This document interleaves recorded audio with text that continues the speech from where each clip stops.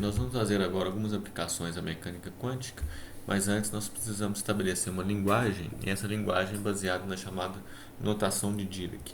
Então a gente começa com a definição de dois espaços, o espaço de estados e o espaço dual, e os elementos que caracterizam esses estados. Primeiro, o espaço de estados é um espaço abstrato no qual vivem os estados quânticos. Eu vou chamar esse espaço de estados de epsilon, e os elementos desse espaço eu vou chamar de qubits, representado por esse símbolo aqui é o qubit psi. Ele pertence ao espaço de estados e representa então um estado quântico. Quando eu falo em função de onda, psi de R, eu estou me referindo à representação desse estado quântico psi na representação dos R's, né, dos vetores R's. Então, psi de R, a função de onda, já é uma representação desse espaço em uma chamada representação do R. Agora, então essa é a primeira parte da nossa definição. É onde a gente vai encontrar os elementos com os quais a gente define um estado quântico. Então a gente tem o QET, né, definido dessa maneira. Aí a outra definição importante tem que ser feita a partir do chamado funcional linear. Né? O que é um funcional? Um funcional é um objeto que age em psi, no QET psi, e gera um número complexo. Então, se eu tenho psi como um QET pertencente a esse espaço de estados, através de um funcional linear, que eu vou chamar de qsi, eu vou gerar um número, através do funcional linear que eu vou chamar de qsi, eu gero um número complexo, em geral, que eu represento então como a ação do qsi no QET psi. E ele é um funcional linear porque vale a propriedade de linearidade. Então, se eu atuo esse funcional linear em um lambda 1 psi 1 mais lambda 2 psi 2, isso equivale a multiplicar por lambda 1 a atuação do funcional linear em psi 1 e somar o resultado ao lambda 2 multiplicado pela ação do funcional linear em psi 2. Essa é a propriedade de linearidade.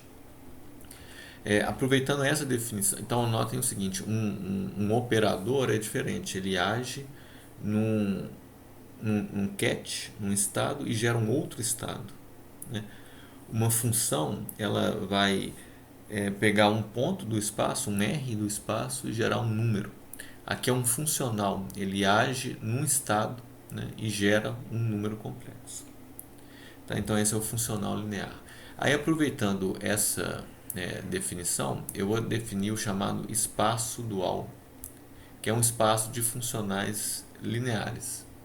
É o conjunto dos funcionais lineares definidos nesses QETs psi, pertencentes ao espaço de estados, eles constituem um espaço vetorial, que é chamado espaço dual de epsilon. Tá? Então, o espaço dual de epsilon é formado por um conjunto de funcionais lineares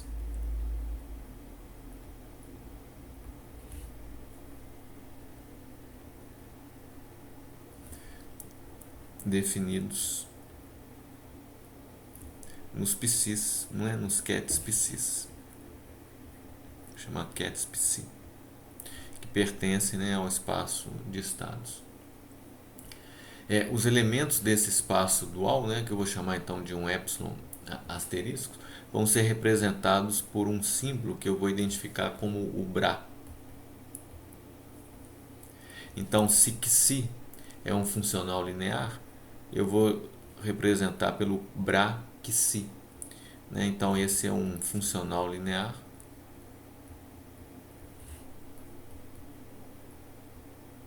que eu chamo do Bra Xi.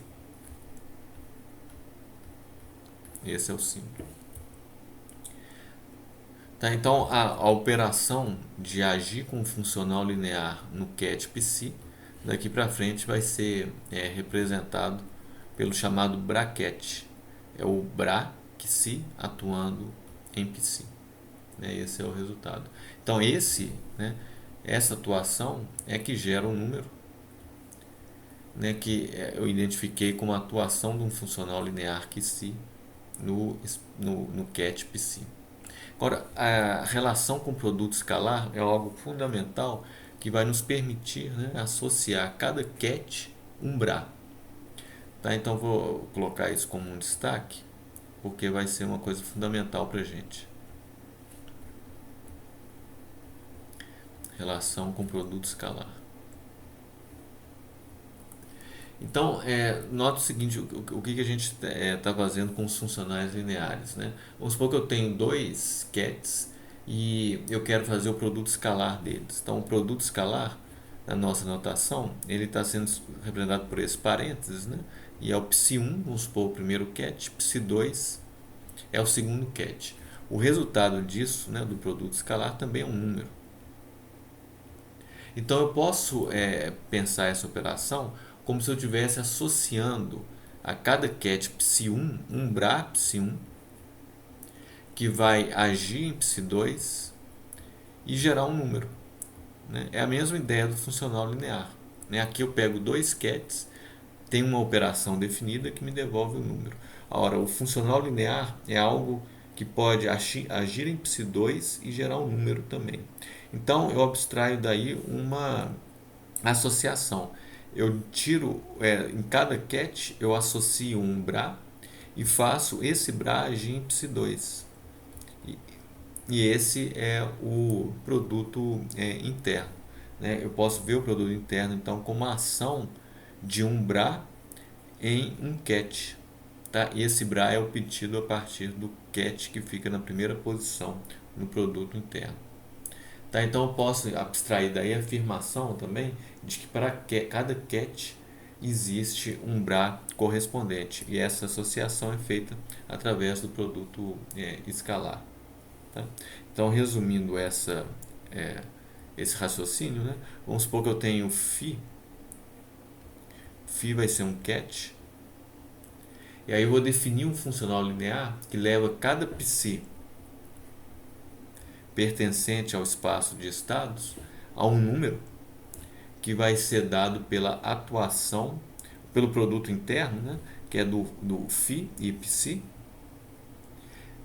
Então eu gero um número através desse produto escalar, e aí eu vejo isso como uma criação de um bra, associação de um bra com esse cat psi, com esse cat φ, e ele atua como um funcional linear em psi e gera o número.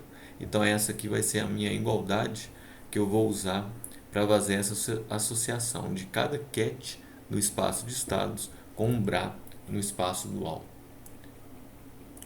Tem várias propriedades aqui, vou citar algumas, que vêm da definição de produto escalar, como a gente já tinha definido antes. Então, se eu tenho um lambda 1 φ1 mais lambda 2 φ2, produto interno com o psi, notem como que eu vou fazer isso. Eu vou gerar um bra com esse cat que está aqui. Tá? Esse cat que está aqui, pela regra de produto interno, então eu tenho um número que vai virar um número complexo, o lambda 1 complexo, o φ1 vai virar um bra, e eu vou agir nesse φ1, agir com o φ1 no psi. E aí, pela propriedade de linearidade, eu faço a mesma coisa com o segundo termo. É um lambda 2 asterisco, porque é o complexo pela regra do produto escalar. O φ2 cat vira um bra que atua no psi, porque agora ele é um membro do espaço dual, ou seja, ele é um funcional linear. E esse resultado é identificado então com esse produto interno que eu tenho aqui. Tá? Então essa é a associação do cat, representado por essa soma, com um bra. Então vai ser o lambda 1 asterisco bra φ1 mais lambda 2 asterisco bra φ2. Ambos termos agindo no cat psi. Tá? Então essa é uma propriedade. Uma segunda propriedade, então, é que o lambda psi, no cat, lambda sendo um número, ele pode sair, vai ser lambda vezes psi. No Bra, ele vai sair, então, pela raciocínio que nós fizemos aqui na propriedade 1, que advém, né, da regra de produto interno, como um asterisco. Então, é o lambda, asterisco, e o Bra, psi. A terceira propriedade, também derivado dessa regra do produto interno, é que o produto interno φ-psi, né, então eu leio isso como um funcional linear, que é representado pelo Bra-φ agindo em psi. Se eu troco de ordem, coloco o psi primeiro e o φ depois, aí eu tenho um funcional linear psi agindo no cat φ. Eu tenho que colocar um complexo conjugado, porque a identificação com o produto interno exige isso, pela regra que a gente usou para definir o produto interno. Tá? Então essas são as definições de cats e bras, membros, respectivamente, do espaço dual e do espaço de estados e do espaço dual. Eu posso definir também operadores, usando a notação de Dirac, como a partir da ação, né, deles em um estado quântico, representado por um cat.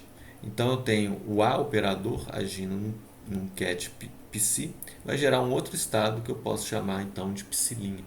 Então eu digo que o A leva psi a psilinha. Tem as propriedades de linearidade, se o operador é linear, isso pode ser expresso por essa relação, em que eu faço primeiro o operador atuar em psi1 e multiplico por lambda 1. Depois eu faço o operador atuar em psi2, multiplicando por lambda 2, e isso expressa a linearidade do operador.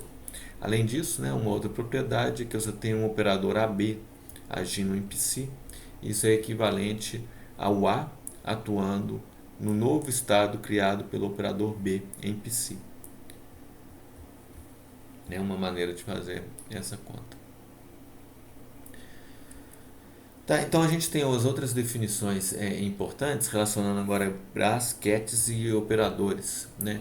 Então vamos pensar o seguinte, né? O que acontece quando, se eu tenho um cat psi, eu tenho um bra que eu vou chamar de φ, e eu tenho um operador linear que eu vou chamar de A.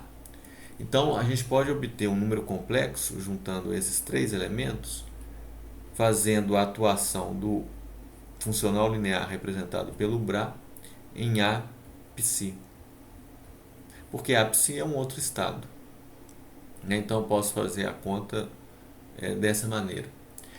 Uma outra maneira de pensar essa conta é dizer que eu tenho um Bra que vai ser o φA e ele vai atuar em psi. Tá? Esse número e essas duas coisas, né, podem ser escritas indistintamente como φ a psi. Tá? Isso é um número e ele é chamado de o elemento de matriz de A entre φ e psi. Uma outra definição muito importante para a gente vai ser do operador adjunto.